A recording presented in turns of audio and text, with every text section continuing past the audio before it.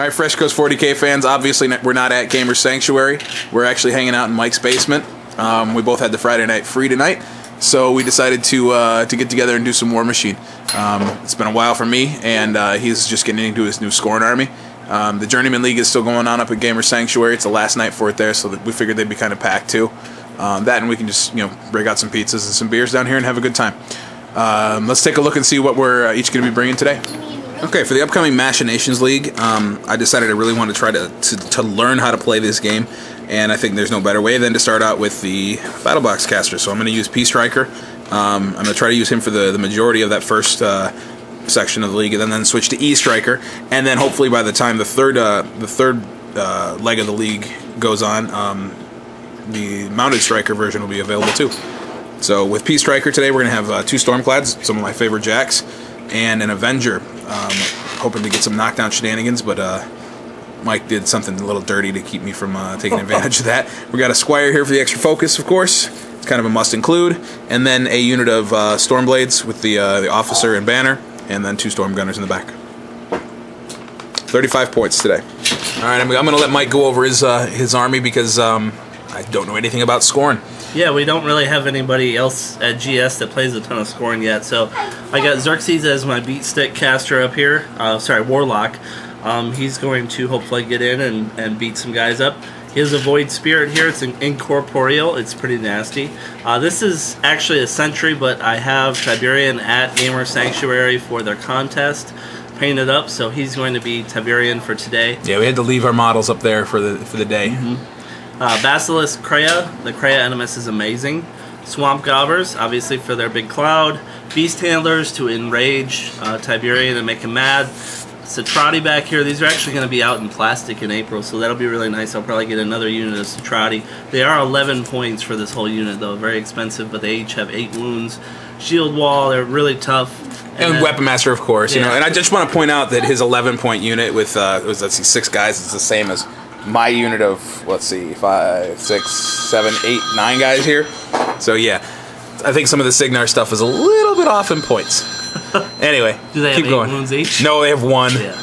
And then the Siege Animanthrax right here. A lot of people are down on him, so I'm just going to try him out and see what he does. Alright, just ignore the cell phone. And the thing that was driving me nuts was, you know, I built a list built to knock down stuff, and of course, Tiberian can't get knocked down, so that's unfortunate for me. But you know what? The rest of the stuff still can.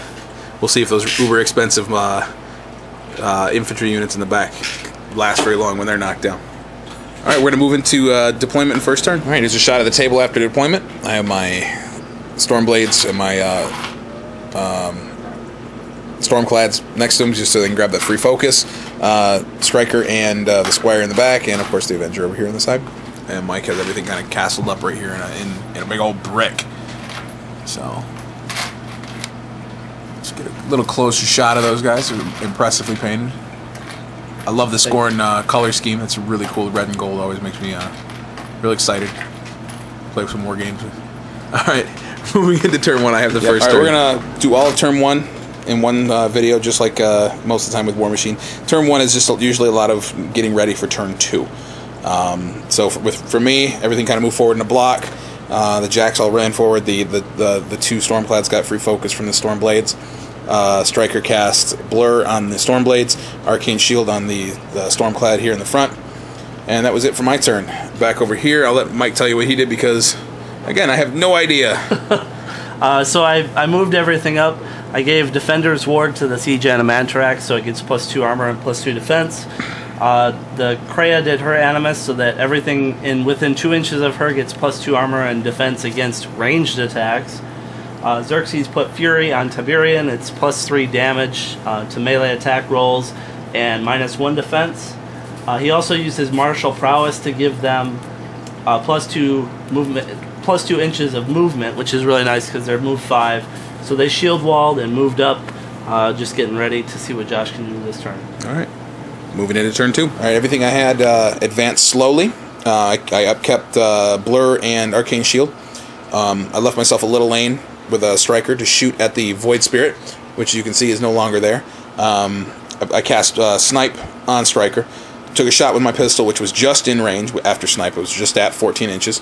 I missed, And Mike told me then, oh wait, the Void Spirit knocks Striker back D3 inches. Poltergeist, whatever. And fortunately, though, he only knocked me back 2 inches. Still had the 2 focus on me to use Arcane Bolt. And then, so I did. I shot him with Arcane Bolt, missed, and then used the reroll from the Squire and got the hit. And he's only armor 12 versus power 12, so he went down pretty easily. But that's it. Now I'm just kind of getting ready to face the onslaught that Mike's going to bring. Go for it. Alright, so I just finished my turn. Xerxes moved up. He has 1 focus for transfers. Fury for transfers. If he needs to, the Citrati shield wall on the right flank to hold that flank. This guy took some shots at the shield thing right there, Stormclad, and didn't really do any damage because it has... Yeah, he did no damage. Yeah, the Arcane Shield up. I do have Defender's Ward still on him, though, so he'll be actually defense 14 right now. And if he's within 2 inches of the Kreia, he'd actually be defense 16, I believe. Versus range, yeah. And then he's defense 15 versus range because he's in a cloud and he is within 2 inches of the Kreia. So I'm just setting myself up for whatever Josh is going to throw at me this turn. Okay. And then your... The Beast Handlers moved up on the left flank. They don't really have anything to do yet, so we'll see what happens with them. Okay. Moving into turn 3 now. All right, top of 3. Everything advanced a little bit more. I did put 3 focus on the Stormclad right there. I'm sorry, I put 2 on him, and he got the free one from the Stormblades. This one advanced up to... I didn't put any on him. He advanced up to try to shoot the big siege turtle. And he was just out of range, but my front 3 Stormblades and the Storm Gunners were in thanks to the range boost from the leader in the squad. The first Storm Gunner hit, which meant they all hit. They still only managed to do a couple boxes of damage to the was it Animatrix? Animantrax. I keep wanting to call it the Animatrix. Not the same thing. But the Stormclad was in charge range, so it got off a charge. The first hit did a good amount of damage. But the other 2 attacks I bought only managed to do a grand total of 5 more damage. Rolled really poorly on the damage rolls. The Avenger was just out of range to drop his siege, his earthquake knockdown shell on the guys over there in the flank, and Striker just moved up to kind of stay in control radius of everything. And that's it. Move into the bottom of 3, and we'll see what Mike's now very pissed off Animatrix is going to do. Alright, Mike's countercharge was really brutal, and I stupidly forgot to pop my feet. I do that all the time with Striker. I got to learn to anticipate better when I need that +5 armor, because if I had, the Siege Animatrix would have had to stop to fight my my Stormclad, who would still be there. But as it is, Tiberian whumped him pretty bad.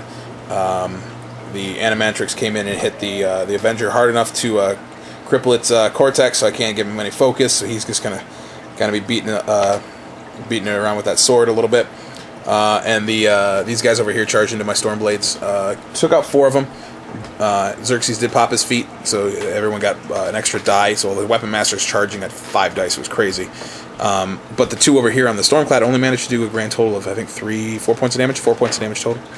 And so he's still kicking, but not looking like he's in a very promising position. So we're going to move now into the turn 4 and see if I can't strike back a little bit. Alright, top of my turn. My Stormblades assaulted into... What are those things called again? These guys? Cataphract Citrati. Alright. Assaulted into those guys. With the shot they got off from their generator blades, or whatever they're called, their shots actually managed to kill 2 of them, so the guys that they assaulted had nobody to swing at. So I mean, it kind of shows how powerful an assaulting squad of Stormblades can be. Maybe I should have taken some of them and gone after the Animatrix, but those guys were kind of pissing me off, so I wanted to kill them. The Stormblade over here failed miserably to do anything. I think he did like 2 points of damage to one of them. Hit with everything, but just couldn't. I'm sorry, no, he missed with everything because they've got the spell up and the leftovers from the feet, I believe, to give them all 20 armor. 20 armor, but it was a defense 14. I couldn't hit. I couldn't roll 8s. Over here, the Avenger still got his arms. Cortex is gone, but he took a swing at the Animatrix. Did a little damage, but not enough. Striker shot an arcane bolt at him. Did that as well. I am popping my feet this turn to give everyone +5 armor, which is desperately going to be needed because I don't have a whole lot left to fight off that jerk face right there. Stupid proxy model. All right, we're going to go to Mike's turn, and then we'll see what happens after that. Oh, I also have Blur up on Striker just to keep the Animatrix honest. All right, Mike's turn was again pretty brutal. Yeah, I managed to take out the Avenger with a charge from Tiberian and some hits from the Animatrix. The feet helped me out pretty good this turn. Mike did manage to kill a couple more of the Storm Blades, but ignored the Stormclad, which was good for me. We're still hanging in there. It's not completely lost yet, but it's not looking great. We're moving to turn. I believe this is turn 4 now. Alright, in my turn, I can kind of see the writing on the wall. I'm still forgetting little things like you can shuffle around as long as you stay in your melee range. I dropped 2 focus on the Stormclad, and he had a really good round of attacks against the 2 guys engaged with him. Killed them both with only using a single focus. If I had shifted him over just a little bit to get into melee with these guys here, because of his reach, he probably could have taken all 4 of those guys out and left my Stormblades free to do something else. Like maybe, I don't know, shoot at Xerxes or who knows.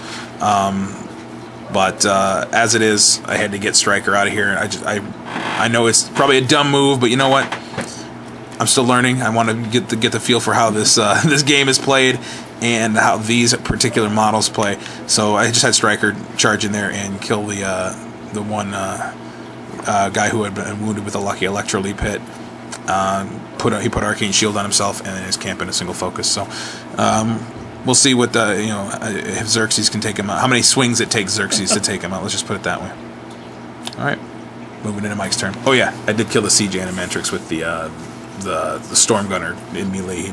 So I kind of repositioned these guys a little bit to get some attacks. He did a good job. He actually did a lot of damage to the Animatrix. I think I rolled a 12 on his damage roll. And the officer completely failed to do anything with his damage against that last guy left. So it's been one of those games. I can't seem to roll in the middle. Stormblade is either kicking ass or taking names. Alright, as you can see, we're kind of trying to put things back in place because we forgot to actually shoot the video for this turn. Xerxes charged into Striker and only took about half his damage boxes away. And I thought for a minute I was going to get away scot-free over here. But then Mike, did something to allow the Tiberian to trample for free and ran right over my Stormblade officer and smacked Striker upside the head with the Tetsubo and took him out. So that's one of the things that I still can't get the hang of in War Machine is how fast sometimes they can swing just on the dice roll. If you try something gutsy and it fails, your opponent can think he's got you dead to rights and then not actually succeed. He still needed to roll 9s with that Tetsubo hit, so they weren't guarantees, but still not a position I really should have been in. But again, I'm still learning. And I'm kind of rambling, so that's all right. we're gonna hopefully do a lot more War Machine. We're starting, like I said, the Machinations League at Gamer Sanctuary in a couple weeks. I really want to play as much as I can. Doing it on Friday nights kind of crimps my family style, but oh well. My son will have to do movie nights without me for a couple weeks. We'll do it on Saturday or something like that. Anyway, thanks for tuning in again. Do you want to say how we liked War Room? Oh yeah, that's right. We were playing with the War Room app the whole time. Those of you guys who aren't familiar with it, basically it keeps track of everything for you. You can sync your digital devices together. So Mike and I were actually checking out each other's cards. It's handy. Don't get me wrong. It's really cool. I still think it's real fidgety though. I think if we had a stylus, it would be better. The stylus might make it a little easier. I'm not, I've never actually tried using a stylus with my Kindle, but on the phones, I don't know how people use it on their iPhones. Frankly, the screen is just, here, size comparison. Look at that. Yeah, I don't know how people would want to try reading that on a phone as opposed to a tablet. And again, the Kindle's a small tablet. I love it for what it does, but if you've got an iPad, War Room would be really, really nice. I think it's a must-have. So, but even the smaller tablets, it's pretty cool. Don't get me wrong. And it killed your battery, didn't it? Well, Oscar killed my battery playing video games on the way over here. But yeah, it's pretty cool. You don't have to write on anything, but. Look at the table. We got nothing on the table other than miniatures, dice, and templates, which is cool. To me, that was always one of the things about War Machine that made the game. I'm not going to say it's not a bad mechanic. I love the card mechanic, but you had a lot of stuff to keep track of on your sideboard, and it felt like Magic to me. And yes, I'm a reformed Magic player too, but at the same time, It did add something cool to the game that games like 40K don't, but having it all in one place is really sweet. And you can look up rules. Yeah, you just everything's got hot links. You just click on the button. You can open the card up. You can keep track of damage. It's a really cool program, and it is nice. I just wish Gamer Sanctuary would open up their Wi-Fi for us to actually be able to connect on it. But you know what? They're the best FLGS around, and we'll keep going there even if they don't let us on their Wi-Fi. Anyway, thanks again for tuning in and enjoying some ranting.